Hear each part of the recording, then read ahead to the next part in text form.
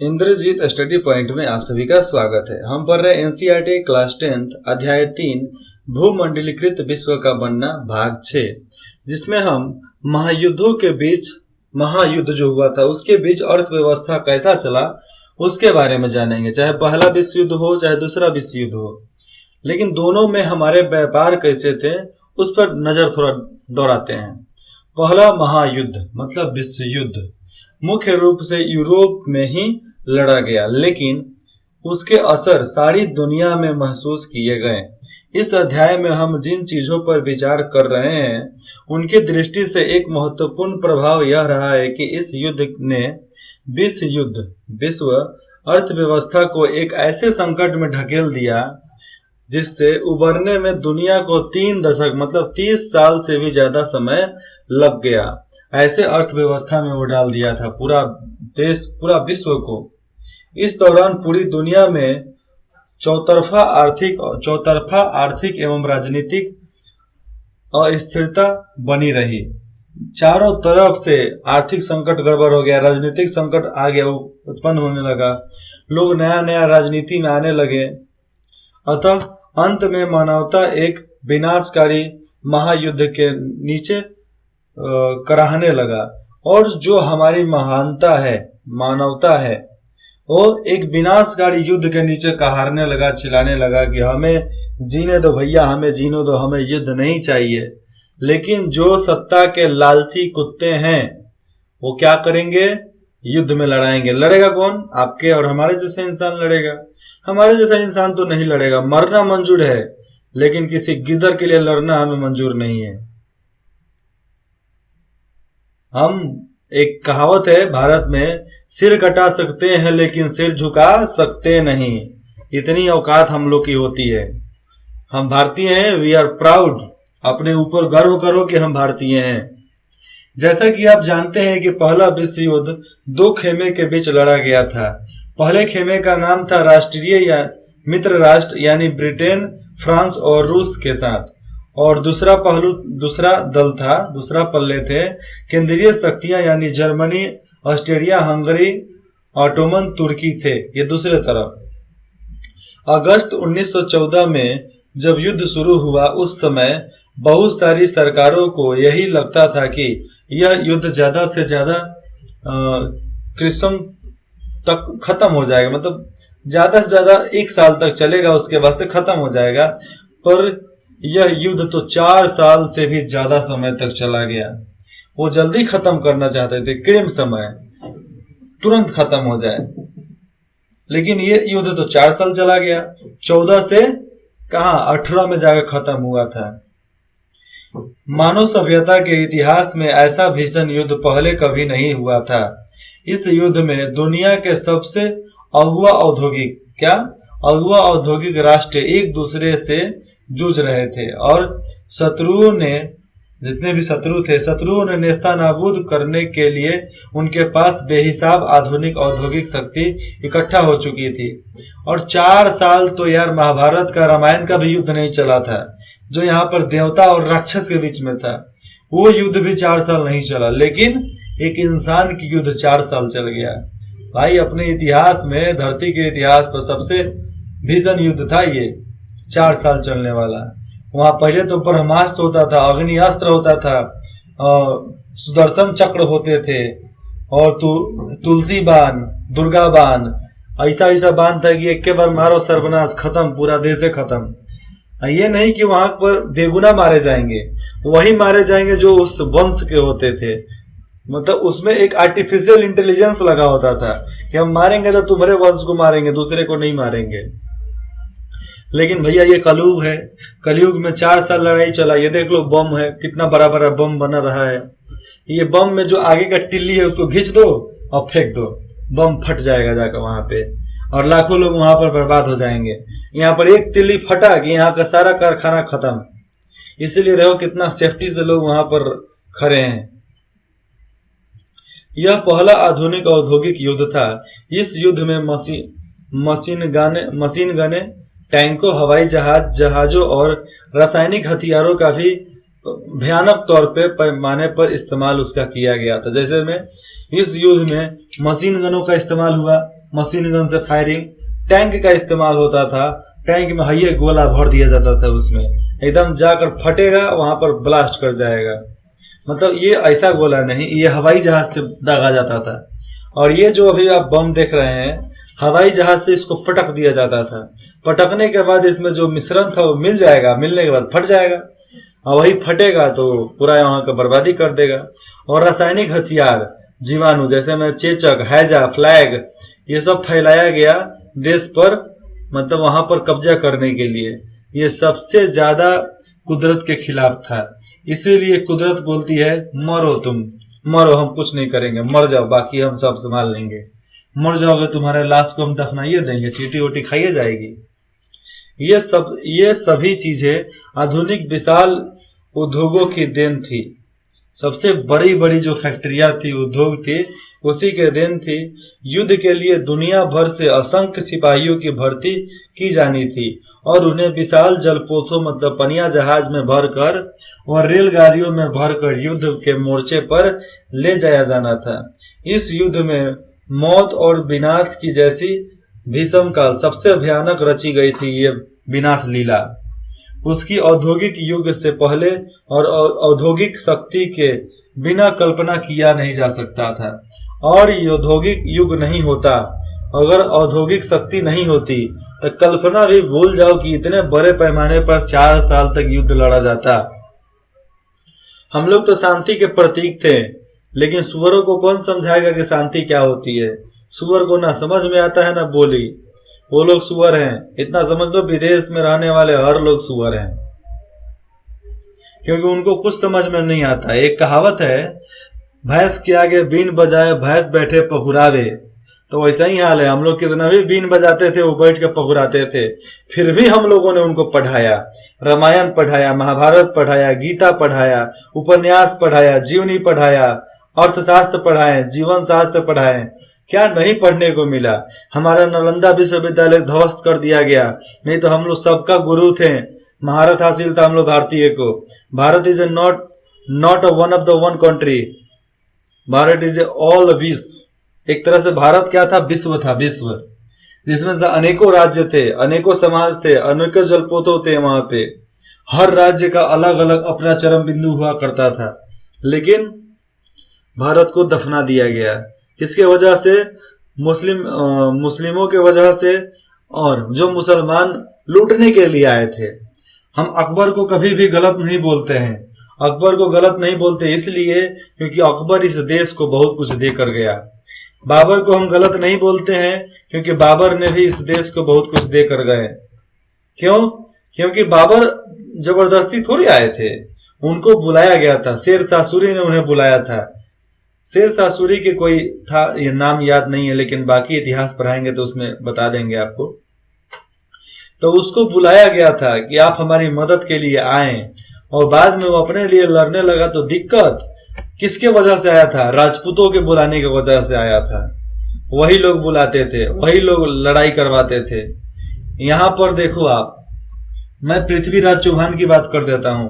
पृथ्वीराज चौहान को मारने के लिए उसके दुश्मन, क्या नाम था, कोई गिलखी था, अलाउद्दीन खिलजी। अलाउद्दीन खिलजी को कौन बुलाया था? उसी का ससुर बुलाया था। क्यों बुलाया था?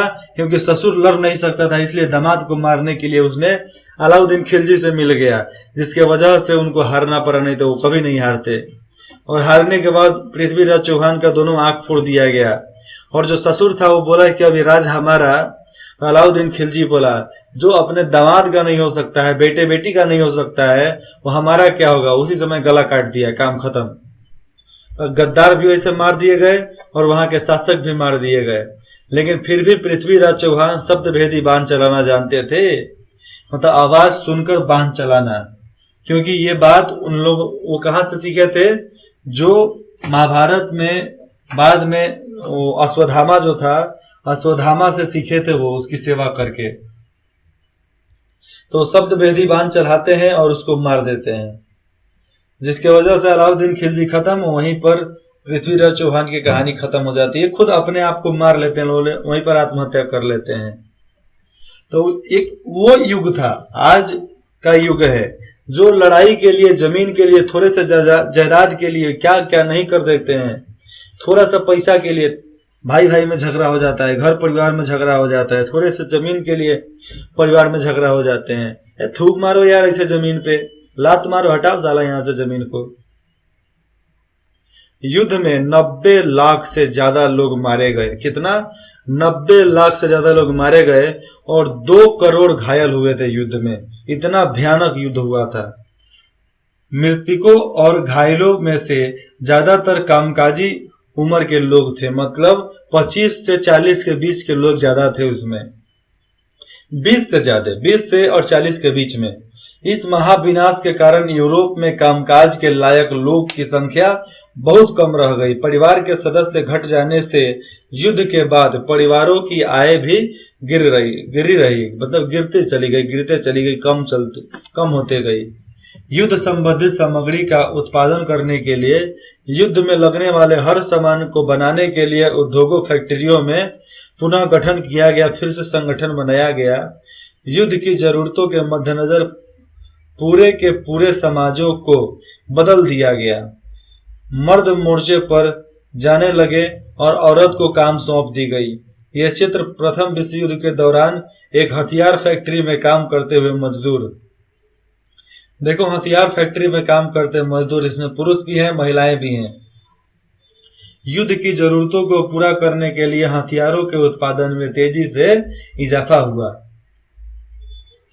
कामों को संभालने के लिए घर की औरतों को बाहर जाना पड़ा, जिन्हें अब तक केवल मर्दों का ही काम माना जाता था। अब वह काम औरतें भी करने लगीं। औरत का काम है बच्चा पैदा करना। औकात है किसी मर्द का तो बच्चा पैदा करके दिखा देवे? नहीं दिखा सकता। जो मर्द का काम है औरत करके नहीं दिखा सकती, लेकिन एक तरह से समानता का अधिकार देने पे वो काम कर सकती है जो वो हाथ बटा के कर सकती है। जैसे में सामान उठाना लड़कियां भी उठा सकती हैं, फैक्ट्री में काम करना लड़कियां भी कर सकती हैं, कुछ बनाना, सिलाई करना, कढ़ाई करना लड़कियां भी कर सकती हैं, खाना बनाना लड़कियां भी बना सकती है, पैकेजिंग लड़कियां भी कर सकती हैं, लकड़ी काटना, ट्रक ड्राइवर, ट्रेन ड्राइवर, ये सब लड़की कर सकती है। युद्ध के कारण दुनिया की कुछ सबसे शक्तिशाली आर्थिक ताकतों के बीच आर्थिक संकट टूट गया। जो बड़े बड़े शक्तिशाली देश थे उनके आर्थिक स्थिति डगमगा गया। अब वे देश एक दूसरे से बदला लेने पर उबाऊ हो गए थे क्योंकि उनका संबंध खराब हो गया। इस युद्ध के लिए ब्रिटेन को अमेरिकी बैंक और अमेरिकी जनता से भारी कर्ज लेना पड़ा। अमेरिका से ब्रिटेन कर्ज लिया, इसीलिए अमेरिका ब्रिटेन को खरीद कर अपने पास रख लिया है। अब फलस्वरूप इस युद्ध ने अमेरिका को कर्जदार की बजाय कर्जदाता देश बना दिया। अमेरिका को कर्जदार के जगह पे कर्जदाता देश बना दिया। कहने का आशय यह हुआ कि युद्ध के बाद दूसरे देशों में अमेरिका और उसके नागरिकों की संपत्ति की कीमत अमेरिका में दूसरे देशों की सरकारों और अन्य नागरिकों के स्वामित्व अथवा नियंत्रण वाली संपदाओं से कहीं ज्यादा हो चुकी थी। आज दुनिया भर में सबसे अमीर देश है तो अमेरिका है। सऊदी का पैसा भी अमेरिका में जाकर कम हो जाएगा, लेकिन अमेरिका का पैसा आप कहीं भी ले जाओ ज्यादा ही रहेगा और है भी। आज अमेरिका का पैसा हिंदुस्तान में $1 लाओ तो 80 रुपया के बराबर में होगा, 75 से 80 रुपया। चाइना में ले जाओ फिर भी उतना ही रुपया रहेगा। नेपाल में ले जाओ तो $1 का कीमत 120 रुपया होता है। श्रीलंका में ले जाओ तो $1 का कीमत श्रीलंका में 140 रुपया होता है। अपना हिंदुस्तानी पैसा में चाइना मतलब 1 लाख ले जाओगे ना श्रीलंका में तो 2 लाख हो जाएंगे। टेंशन फ्री घूमो, खूब घूमो। इसी तरह वह कर्ज देकर दूसरे को कमजोर बना दिया, अपने अमीर बन गए। इसलिए अमेरिका के लोगों की संपत्ति हिंदुस्तानी संपत्ति से ज्यादा है।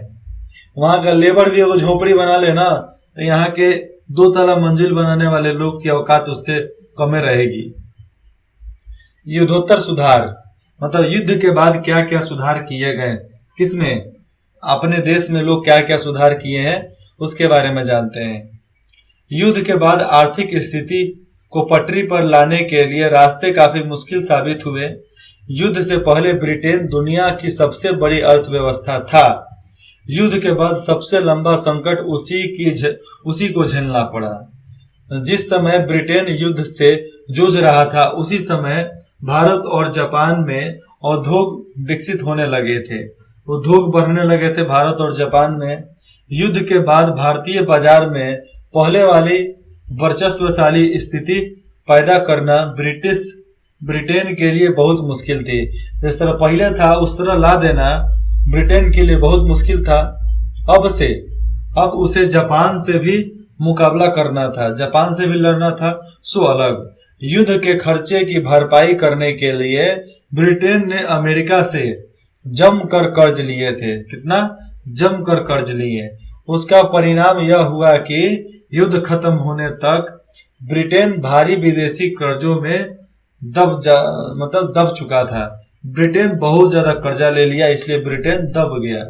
और अमेरिका बोला कि कर्जा ना चुकाबो तो अपना एगो जगह हमको दे दो। धीरे धीरे जिला करते करते कई गो राज्य ले लिया, टापू ले लिया, कई गो देश ले लिया, तभी ना आज अमेरिका इतना बड़ा है। साउथ अमेरिका हो जाता है, नॉर्थ अमेरिका, 2 अमेरिका है। युद्ध के कारण आर्थिक उछाल का मतलब यहाँ पे उछाल है, लेकिन उछाल का माहौल पैदा हो गया क्योंकि मांग, उत्पादन और रोजगार में भारी इजाफा हुआ था। अब देखो युद्ध हुआ तो वहां पर लोहा लगेगा, अल्मुनिया लगेगा, स्टील लगेगा, खाना लगेगा, रोटी लगेगा, चावल लगेगा, गेहूं लगेगा, लोग लगेंगे, लोगों के लिए घर लगेगा, पटरा लगेगा, तेल लगेगा, केरोसिन तेल लगेगा, कपड़ा चाहिए ही पहनने के लिए, सब लगेगा।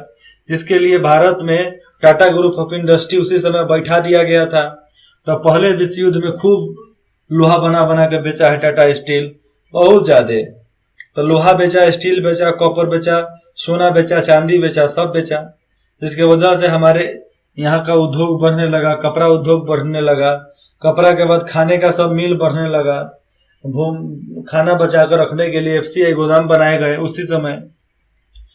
पर जब युद्ध के कारण पैदा हुई उछाल शांत होने लगी तो उत्पादन गिरने लगा। अब जब युद्ध खत्म हुआ, उछाल पैदा जो हुआ था अब शांत होने लगा, तो उत्पादन कम होने लगा क्योंकि अगर खपता नहीं तो लोग खरीदेंगे कैसे। बेरोजगारी बढ़ने लगी।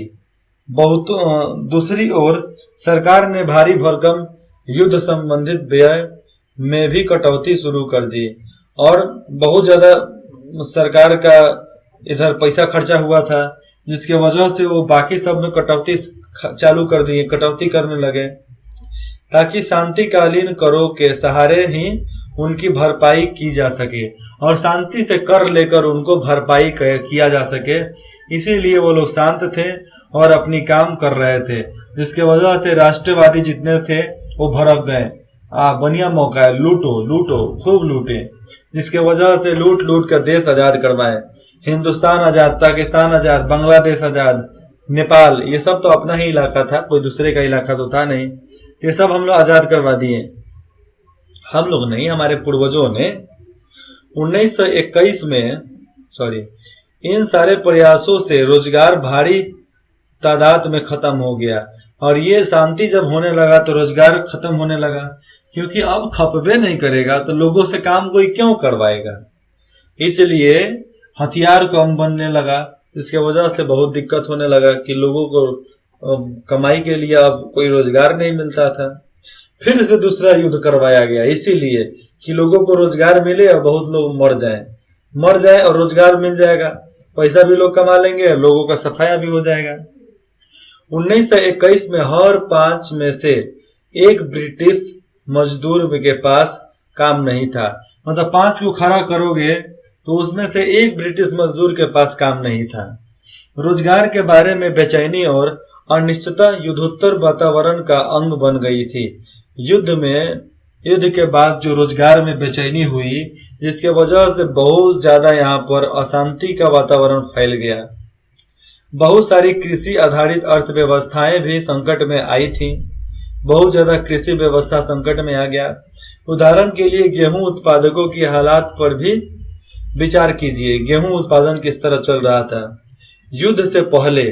युद्ध शुरू होने से पूर्व यूरोपीय विश्व बाजार में गेहूं की आपूर्ति करने वाला एक बड़ा केंद्र था ब्रिटेन ही पूरे देश में मतलब पूरे विश्व में वो गेहूं को भेजा जाता था। उससे ब्रिटेन ही व्यापार करता था नाव से। युद्ध के दौरान यह आपूर्ति अस्त व्यस्त हुई तो कनाडा, अमेरिका और ऑस्ट्रेलिया में गेहूं की पैदावार अचानक बढ़ने लगी। ये सब आपूर्ति खत्म हुई तो कनाडा, अमेरिका और ऑस्ट्रेलिया ये सब गेहूं ज्यादा बोने लगे, उत्पादन बढ़ गया।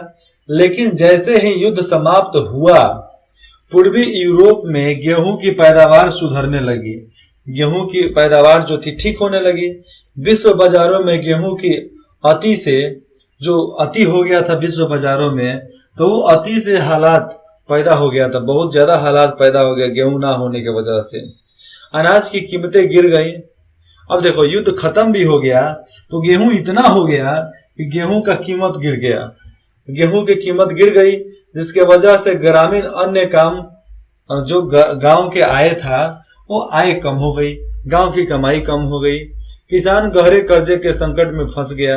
अब किसान करे तो करे क्या, ना सामान बेच सकता है ना खरीद सकता है, दोनों तरफ से गया, जिसके वजह से भारी इन लोगों को दिक्कत सहना पड़ा था। अगले भाग में पढ़ेंगे बड़े पैमाने पर उत्पादन और उपभोग। क्या?